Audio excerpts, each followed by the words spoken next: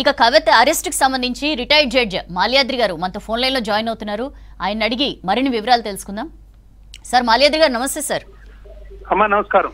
Sir, ఈ money laundering act section 19 of PMLA 2002 అని చెప్పి ఈడీ అధికారులు చెప్పారు. దీని కింద కవిత అరెస్ట్ ని చూపించారు. ఏంటి సార్ ఇది? కొంచెం కామన్ మ్యాన్ కి అర్థమయ్యే భాషలో అసలు ఏంటిది, దీని ఎఫెక్ట్ ఎలా ఉంటుందో చెప్పండి సార్. అమ్మా, లిక్కర్ స్కామ్ గురించి చెప్పాల్సిన అవసరం ప్రజలకు లేదు. లిక్కర్ స్కామ్ ఢిల్లీలో ఏం జరిగిందో అందరికీ తెలుసు. అయితే మనీ లాండరింగ్ యాక్ట్ కింద ఇప్పుడు ఈమెను అరెస్ట్ చేశారు. ఈ రోజు సుప్రీంకోర్టులో ఈమె తరపున వేసినటువంటి 2 పిటిషన్లు, ఒకటి నేను స్త్రీని కాబట్టి నన్ను ఎగ్జెంప్షన్ ఉంది, నన్ను వాళ్ళు అక్కడికి పిలిపించి విచారించాల్సిన అవసరం లేదు, నన్ను ఇంటికాడే విచారించాలని ఈమె ఒక పిటిషన్ వేసింది. ఆ పిటిషన్ పెండింగ్ ఉంది. దాంట్లో ఇప్పుడు దాకా ఆమె మీద కోయర్సివ్ స్టెప్స్ ఏమీ తీసుకోవద్దని చెప్పినట్టుగా ఒక ఆర్డర్ ఇచ్చి ఉన్నది. అయితే ఈ రోజు వాయిదా ఇచ్చేసారు. ఈ రోజు ఎటువంటి ఫర్దర్ ఆర్డర్స్ ఇచ్చినట్టుగా మనకు తెలియదు హైకోర్టు సుప్రీంకోర్టులో. ఒకటి. రెండోది, రోజ్ రెవెన్యూ కోర్టు నుంచి ఒక అరెస్ట్ వారెంట్ అనేది ఈమెకి ఇవ్వడం జరిగింది మీద. అప్పుడు దాకా జరిగిన పరిశోధనకు సంబంధించిన ఎవిడెన్స్ ని బేస్ చేసుకొని రోజ్ రెవెన్యూ కోర్టు ఒక అరెస్ట్ వారెంట్ కోర్టు ఇచ్చింది. ఈడీ అరెస్ట్ చేసింది, ఈడీ అరెస్ట్ చేస్తుందని అని అన్నారు. కానీ నాకు వచ్చిన సమాచారం ప్రకారం ఇది ఈడీ అరెస్ట్ కాదు. ఈడీ వాళ్ళు కోర్టు ఇచ్చినటువంటి ఒక అరెస్ట్ వారెంట్ ని బేస్ చేసుకొని అరెస్ట్ చేసినట్టుగా తెలుస్తుంది. అది 5:20 అరెస్ట్ చేశారు. 1:10 నుంచి 6:40 దాకా సోదాలు జరిగినాయి. ఈ సోదాల్లో ఆమె దగ్గర నుంచి 2 ఫోన్లు, 16 ఫోన్లు ఇతరుల దగ్గర నుంచి చేసినట్టుగా మనకు తెలుస్తుంది. అయితే ఇక్కడ ట్రాన్సిట్ వారెంట్ అనేది తీసుకోలేదు కాబట్టి ఈ అరెస్ట్ ఇల్లీగల్, చెరలదు అని చెప్పి ఒక వాదన తీసుకొచ్చారు. అయితే ట్రాన్సిట్ వారెంట్ అనేది కొన్ని సందర్భాల్లో తీసుకోకుండానే వెళ్ళడం అనేది జరుగుతుంది అన్నమాట. జనరల్ గా పోలీసుల విషయంలో అలాంటి వింటూ ఉంటాం సార్ మనం. ట్రాన్సిట్ వారెంట్ అనేది ఈడీ కూడా వర్తిస్తుంది. ఇది ఎవరికైనా సరే సిఆర్పిసిలో ట్రాన్సిట్ వారెంట్ అనేది జనరల్ గా తీసుకుంటారు. కానీ ఇక్కడ ఏంటంటే అరెస్ట్ చేసిన 24 hours లోనే ప్రొడ్యూస్ చేసే పరిస్థితి ఉంది కాబట్టి, అంటే వాళ్ళు ఈ అరెస్ట్ వారెంట్ మీద వచ్చి అరెస్ట్ చేసిన తర్వాత లీగల్ గా ఎవరికైతే కమ్యూనికేట్ చేసేయాలో వాళ్ళకందరికీ కమ్యూనికేట్ చేసిన తర్వాత వాళ్ళు ఒక అరేంజ్మెంట్ చేసుకొని 8:45 ఫ్లైట్ అరేంజ్ చేసుకొని తీసుకెళ్తున్నారు. కాబట్టి రేపు సాయంత్రం, అంటే రేపు మళ్ళా 5:20 లోపల, అంటే 24 hours లోపల అక్కడ ప్రొడ్యూస్ చేసే అవకాశం ఉంది. ప్లస్ ఈ అంటే అరెస్ట్ చేసిన ప్లేస్ నుంచి తీసుకువెళ్లేదానికి అయ్యే టైము, ఇవన్నీ కూడా కలిపి అడిషనల్ గా చెప్పుకునే అవకాశం ఉంది. ఆ అవకాశం ఉంది కాబట్టి ఖచ్చితంగా వాళ్ళు ట్రాన్సిట్ వారెంట్ ప్రొసీజర్ ని ఎగ్జంప్షన్ చేసి దాని ప్రకారం పోకుండా డైరెక్ట్ గా అరెస్ట్ చేసి తీసుకొని వెళ్తున్నట్టుగా మనకు తెలుస్తుంది. కాబట్టి కొన్ని సందర్భాల్లో లా అండ్ ఆర్డర్ ప్రాబ్లం ఉండొచ్చు, లేకపోతే ఇతర ఏ అయినా కారణాలు లీగల్ గా చూపించుకోగలిగిన చెప్పి ట్రాన్సిట్ వారెంట్ లేకుండా కూడా అరెస్ట్ చేసి తీసుకెళ్లే అవకాశం చట్టంలో ఉంది. ఆ పద్ధతిని వాళ్ళు ఫాలో అయినట్టుగా మనకు తెలుస్తుంది. అదొక విషయం. ఇప్పుడు దాకా ఈడీ అరెస్ట్ అంటున్నారు. కానీ నాకు అందిన సమాచారం ప్రకారం సిబిఐ కూడా దీంట్లో ఇన్వాల్వ్ అయ్యింది. సిబిఐ, ఐటీ కూడా ఇన్వాల్వ్ అయినట్టుగా కొంత ఎవిడెన్స్ అనేది కొన్ని సందర్భాల్లో దొరికినట్టుగా మనకు తెలుస్తుంది. సుమారు 14 పేజీల అరెస్ట్ సమాచారాన్ని కవితకి భర్త గారికి మేము ఇచ్చాము. దాంట్లో అన్ని మేము డీటెయిల్డ్ గా రాశాము. ఇల్లీగల్ గా మేము చేయటం లేదని చెప్పి వాళ్ళు చెప్పడం జరుగుతుంది. అయితే వీళ్ళ వాదన మనం వింటే వాళ్ళంతా ఏంటంటే చెప్పేది ఒకటి, కోర్టులో పెండింగ్ ఉన్నంగా మరి అదే పదే వాదిస్తున్నారు సార్. ఆల్రెడీ మీరు కోయర్సివ్ యాక్షన్ తీసుకోము అని చెప్పి ఒక అండర్టేకింగ్ కూడా ఇచ్చున్నారు. ఈ రోజు దాకా ఉందమ్మా అండర్టేకింగ్. ఈ రోజు దాకా ఉంది. ఈ రోజు ఏమైంది, సుప్రీంకోర్టులో వాయిదా వేశారు. అక్కడ మళ్ళా వీళ్ళు ఫర్దర్ అండర్టేకింగ్ ఇచ్చారా లేదనేది మనకు తెలియదు. ఒకటి.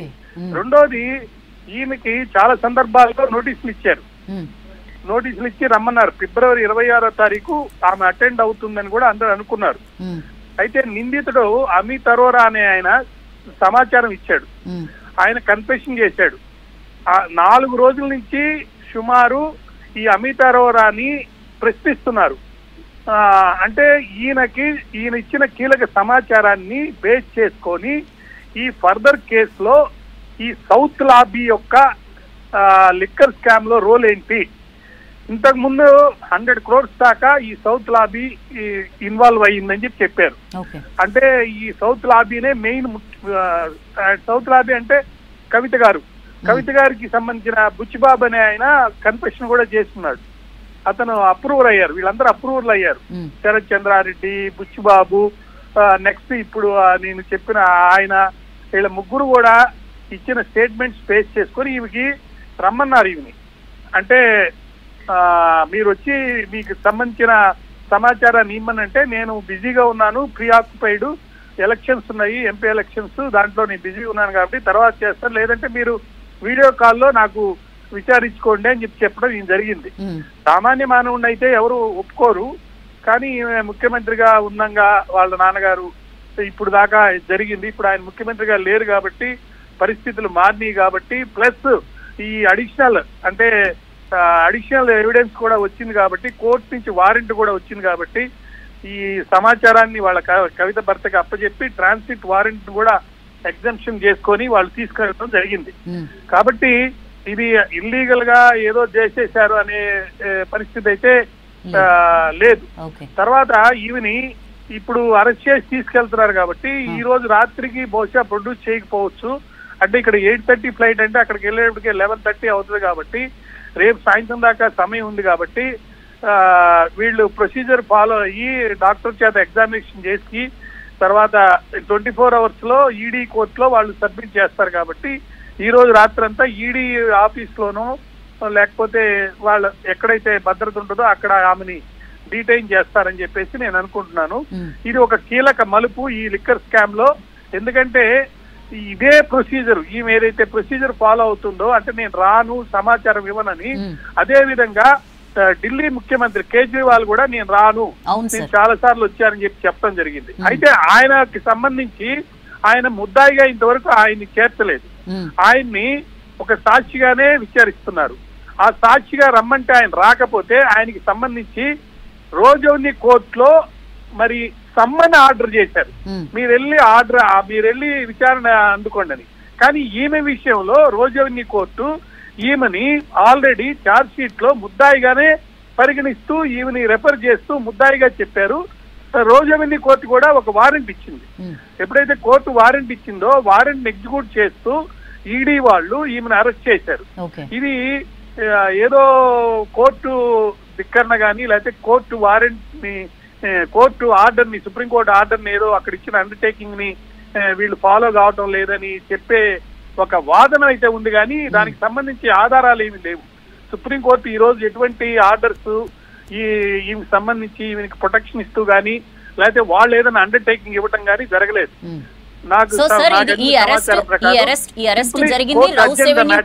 Rows Avenue court arrest warrant issue చేసింది కాబట్టి అరెస్ట్ జరిగింది.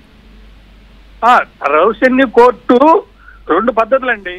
ఒకటి, కేజ్రీవాల్ ఇష్యూలో కేజ్రీవాల్ ని సాక్షిగా చూపించారు కాబట్టి ఆయనకి సమ్మన్ ఇచ్చింది, మీరు వెళ్ళి హాజరవ్వండి అని. ఈమెని హాజరు కావడం లేదు, ఈమె సమ్మన్ ఇస్తే ఈమె వెళ్ళటం లేదు. అదే విషయాన్ని కోర్టులో వాళ్ళు సబ్మిట్ చేశారు. ఈమె 26వ తారీఖు కూడా రాలేదు. మా దగ్గర ఆల్రెడీ ఎవరైతే అప్రూవర్స్ ఇచ్చిన సమాచారం, నాకు పేర్లు చెప్పాను, వాళ్ళందరూ ఇచ్చిన సమాచారాన్ని బేస్ చేసుకొని ఈమెని మీ ముద్దాయిగా మీ దగ్గర సైట్ చేశాము, ఈమె రావడం లేదు కాబట్టి మీరు వారెంట్ ఇస్తే మేము తీసుకొస్తామంటే రౌజాని కోర్టు ఇష్యూడ్ వారెంట్. ఆ వారెంట్ ని బేస్ చేసుకొని అరెస్ట్ చేసి, ఇది ఈడీ అరెస్ట్ కాదు, ఇది అరెస్ట్ కోర్టు ఇచ్చినటువంటి వారెంట్ బేస్ చేసుకొని ఈడీని అరెస్ట్ చేసి కీలక సమాచారాన్ని ఈడీకి ఇచ్చారు. ఎవరు? అమిత్ అరోరా. ఆ అమిత్ అరోరా ఇచ్చిన దాన్ని బేస్ చేసుకొని 4 రోజులుగా ఆయన ప్రశ్నిస్తున్నారు. ఆయన ప్రశ్నిస్తున్నారు కాబట్టి ఈమెను కూడా అరెస్ట్ చేసి అమిత్ అరోరాకి సంబంధించినటువంటి ఇచ్చిన స్టేట్మెంట్ ని వాళ్ళు ఇప్పుడు తీసుకొని ఆమె దగ్గర పెట్టి దీని మీద మీరేం చెప్తారు అని కూడా రికార్డ్ చేసి కోర్టులో ప్రొడ్యూస్ చేస్తారు. కోర్టులో ప్రొడ్యూస్ చేసిన తర్వాత ఈయన రిమాండ్ ఇస్తారు జనరల్ గా. మరి చంద్రబాబు నాయుడు గారి కేసులో ఏం జరిగిందంటే అరెస్ట్ వారెంట్ ని, అంటే అరెస్ట్ ఇల్లీగల్ అని, రిమాండ్ ఇల్లీగల్ అని వాళ్ళు ఫైట్ చేయడం జరిగింది.